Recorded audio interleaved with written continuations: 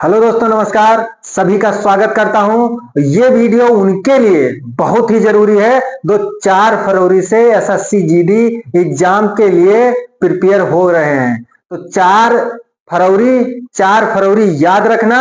और ये वीडियो बिना देखे आपको एग्जाम देने नहीं जाना है, क्योंकि इसमें बताएंगे कि किस तरीके से आपको पेपर क्रैक करना है, किस तरीके से आपको पास करना है, किस तरीके से आपको मेरिट में आना है और किस तरीके से आपको पेपर करना है कि आप मेरिट में आ जाएं। जब आप अपना रिजल्ट देखें तो आप उस मेरिट में रहें। तो अभी तक आपने चैनल को सब्सक्राइब नहीं किया है तो चैनल को सब्सक्राइब कर लीजिए, लाइक कर दीजिए और शेयर कर दीजिए कि सब तक ये वीडियो पहुंच जाए। 4 फरवरी से पहले ये वीडियो आपको देखकर तब जाना है, क्योंकि आपका क्या पता इस वीडियो से भविष्य बन सकता है। तो आप ये वीडियो देखकर ही पेपर करने जाएं, क्योंकि वहां पेपर में यही तरीका आपको अपनाना है। और अगर अपना लेते हैं तो आपका पेपर क्लियर हो सकता है। बिल्कुल संभावना है कि आपका पेपर क्लियर हो सकता है। आपने सही सुना है। और आगे चलते हैं कि इसकी स्ट्रेटजी क्या है। थोड़ा पहले इसका पृष्ठभूमि देखते हैं कि इसमें पृष्ठभूमि क्या है। कि सबसे पहले रीजनिंग पोर्शन होता है।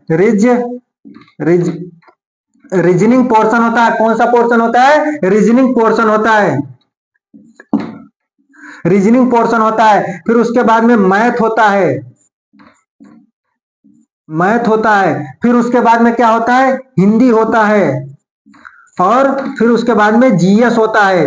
इसमें 3 टॉपिक होते हैं। कितने क्वेश्चन आते हैं? 20 क्वेश्चन। इसमें कितने? 20 क्वेश्चन आते हैं। इसमें कितने? 20 क्वेश्चन आते हैं। इसमें भी 20 क्वेश्चन आते हैं। आपको ये भी बताएंगे कि तुक्का कैसे मारना है। अगर आपका क्वेश्चन नहीं आ रहा है तो आपको तुक्का कैसे मारना है वो भी आपको बताएंगे और सिखाएंगे अच्छे तरीके से। तो यहाँ पर 20-20 क्वेश्चन सबके आते हैं और इसमें 40 नंबर का होता है गुणे 2। हर एक क्वेश्चन पर 2 मार्क्स का होता है। और ये क्वेश्चन 40 नंबर का, एक पोर्शन 40 नंबर का हो जाता है। कितने का? 40 नंबर का हो जाता है। क्या? 40 नंबर का एक एक पोर्शन हो जाता है। और टोटल मिलाकर 160 नंबर, क्या 160 नंबर का होता है। और आपको मेरिट में आना है तो आपको 160 में से जितनी मेरिट जाएगी आपको लाना पड़ेगा। तो इसलिए आपको यहां पर इस वीडियो को देखना बहुत ही जरूरी है। सबसे पहले क्या स्ट्रेटजी रहेगी कि सबसे पहले आपको, अगर सबसे पहले जो अच्छा आता है, या रीजनिंग आती है, या हिंदी आती है, या मैथ आता है, तो सबसे पहले आपको जीएस को आपको टच नहीं करना है। जीएस को आपको 5 मिनट में, लास्ट के 5 मिनट से 2 मिनट के अंदर आपको जीएस का पूरा पोर्शन होना है। तो जीएस में आपका पहले आपको जीएस नहीं करना है, क्योंकि आप जीएस करने में उलझ जाएंगे और 10 मिनट आपका टाइम, 10 से 12 मिनट से टाइम चला जाएगा। इसलिए आपको सबसे पहले रीजनिंग करनी है या फिर हिंदी कर लेनी है। सबसे पहले अगर हिंदी इसलिए करनी है क्योंकि आप जब कंप्यूटर पर सेटअप हो जाते हैं थोड़ा सा, और हिंदी के क्वेश्चन सबको लगभग आते रहते हैं। कुछ क्वेश्चन ऐसे होते हैं जो कुछ टाइम लेते हैं, 10-15 सेकंड, या तो हिंदी के क्वेश्चन लगभग आते रहते हैं और आपका हाथ जो है वो उस पर कंप्यूटर पर बैठ जाता है। इसलिए आपको सबसे पहले अगर चाहे तो इसमें 70% आप हिंदी करेंगे सबसे पहले। फिर उसके बाद में आप रीजनिंग या मैथ में से कुछ भी आप लेकर उसको करने के बाद में फिर रीजनिंग के बाद में आप जीएस करेंगे। अगर हिंदी करते हैं तो आपका वहां तरीका बैठने का और कंप्यूटर का सारा सिस्टम पता चल जाएगा और ज्यादा से ज्यादा आपको 5 से 7 मिनट में ये चीज पता चल जाएगी कि कैसे क्या चीज सिस्टम चल रहा है। अगर आपका माइंड नहीं काम कर रहा है तो 4-5 मिनट, अगर माइंड नहीं काम कर रहा है तो आप हिंदी करेंगे तो हिंदी में आपको सोचने की जरूरत नहीं है। हिंदी में आपको पता है तो हिंदी तुरंत आप कर ले जाएंगे, तुरंत टिक मारकर आगे बढ़ना है। लेकिन रीजनिंग और मैथ में आपको सोचना पड़ेगा।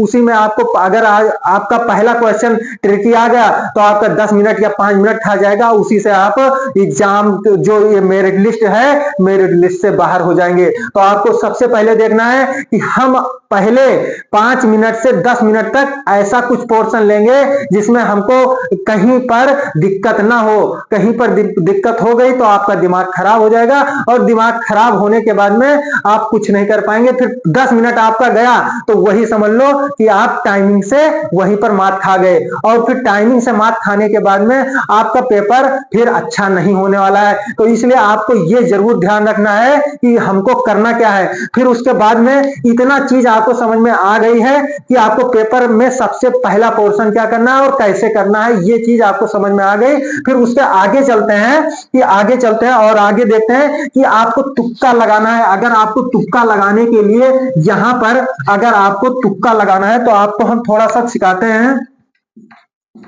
तुक्का लगाना है और आपको क्वेश्चन नहीं आ रहा है क्या, आपको तो तुक्का लगाना है और क्वेश्चन यहां पर दे रखा है ऑप्शन ए, बी और सी और डी।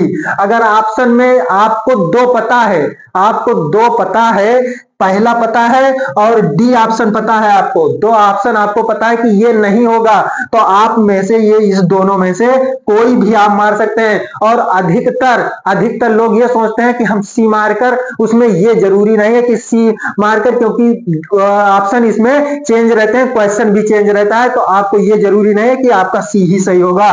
तो इसमें आपका जो, अगर आपको एक में से ऐसा ऑप्शन होता है कि जो एक बिल्कुल आपको पता ही नहीं होगा, एक ऑप्शन बिल्कुल भी नहीं पता होगा कि ये हो सकता है, और दूसरा ऑप्शन में बी ऑप्शन आपको हल्का फुल्का पता है कि हाँ ये है, तो ये है, इसको ऐसे गोला बना लीजिए या दिमाग में रख लीजिए कि हाँ ये है।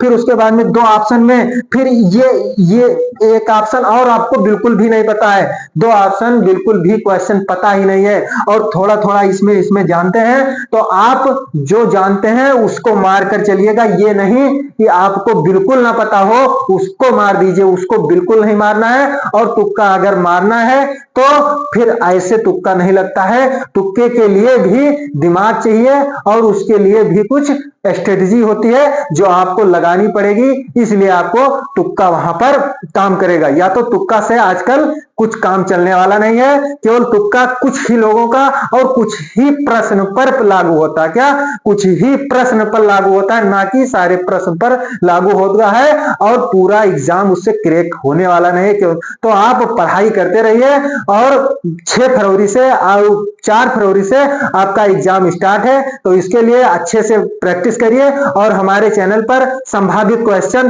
कल से स्टार्ट हो जाएंगे, तो संभावित क्वेश्चन को देखिए और उसमें से आपका वहां पर बहुत क्वेश्चन आने वाला है, तो ये देखिए और पढ़ाई खूब अच्छे तरीके से करते रहिए। इस वीडियो में यहीं तक, धन्यवाद, नमस्कार, जय हिंद, जय भारत।